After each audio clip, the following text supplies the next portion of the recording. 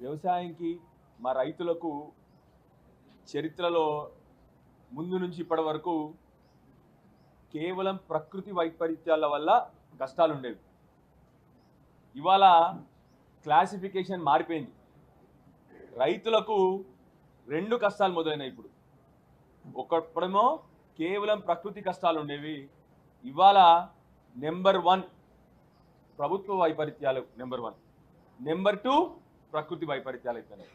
ప్రతి ఒక్క రైతు ఇన్నేళ్ళు బాధపడి కష్టపడితే కేసీఆర్ గారు తెలంగాణ సాధించిన తర్వాత గత 9.5 సంవత్సరాల్లో రైతుని రాజు చేయాలి, రైతు మంచిగా కడుపు నిండా తినాలి, రైతు సుఖంగా ఉండాలి, ఒక రైతుకి రైతని చెప్పగానే అమ్మాయిల ఆడవాళ్ళందరూ వచ్చి పెళ్లి చేసుకోవాలి అని చెప్పి బ్రహ్మాండంగా కేసీఆర్ గారు ఉన్నట్టు టైంలో రైతుల భూముల విలువ పెరిగింది, రైతుల విలువ పెరిగింది.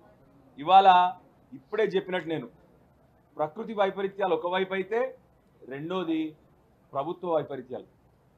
మొక్కజొన్న వచ్చి మార్కెట్లోకి దగ్గర 10-15 రోజులు స్టార్ట్ అయింది. ఇప్పటి వరకు కూడా ప్రభుత్వం వైపు నుంచి ఒక్క కొనుగోలు కేంద్రం కూడా ఓపెన్ కాలేదు. రెండోది యాసంగికి రైతు బంధు ఇచ్చిండ్రా, ఇయ్యలేదు. అటు రైతు బంధు లేదు, ఇటు కొనుగోలు కేంద్రాలు లేదు. ఏమవుతోంది ఇవాళ? ఎంఎస్పి ఏమో మొక్కజొన్నలకు 2400 రూపాయలు ఉంది ఎంఎస్పి. కానీ ఈ ప్రభుత్వ వైపరీత్యం వల్ల, ఈ ప్రభుత్వం ఇప్పటి వరకు కొనుగోలు కేంద్రాలు ఓపెన్ చేయకపోవడం వల్ల రైతులు బయట మార్కెట్లో 1700 రూపాయలకు అమ్ముకుంటా ఉన్నారు. అంటే ఎంత లాసు? దగ్గర 35% లాస్ వస్తూ ఉంది రైతులకు. అంటే 700 రూపాయలు లాస్ పర్ క్వింటాల్. మామూలుగా ఎకరానికి మొక్కజొన్న 30 క్వింటాలు వండుతుంది. 700 రూపాయలు అంటే 21,000. రైతు పెట్టుబడి కూడా వస్తలేదు పాపం. రైతు పెట్టిన పెట్టుబడి కూడా వస్తలేదు. అటు రైతు బంధువు లేదు, ఎక్కడనో అప్పో సప్పో తెచ్చి పెట్టుబడి పెట్టి దిగుబడి వచ్చిన తర్వాత కొనే నాదుడు లేడు.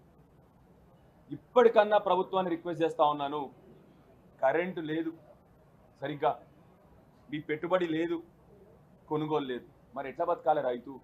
అందుకొరకే చెప్తా ఉన్నాం, రైతుకి ఇవాళ కేవలం ప్రకృతి వైపరీత్యం కాదు, మీరు వచ్చిన నుండి కాంగ్రెస్ ప్రభుత్వ వైపరీత్యం కూడా స్టార్ట్ అయింది. దానివల్ల రైతు నష్టపోతా ఉన్నాడు.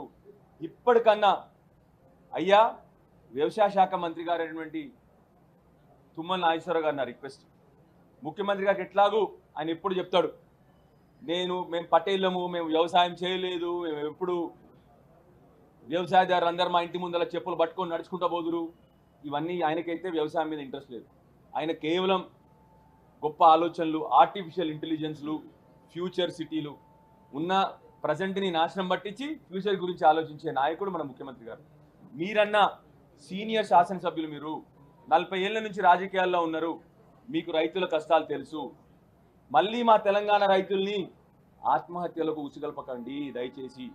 ఇప్పటికన్నా స్పందించి వెంటనే కొనుగోలు కేంద్రాలు ఓపెన్ చేయండి. ఇప్పటికన్నా కొందరు మంది రైతుల కన్నా లాభం చేయండి అని చెప్పేసి వ్యవసాయ శాఖ మంత్రి గారిని రిక్వెస్ట్ చేస్తా ఉన్నాను.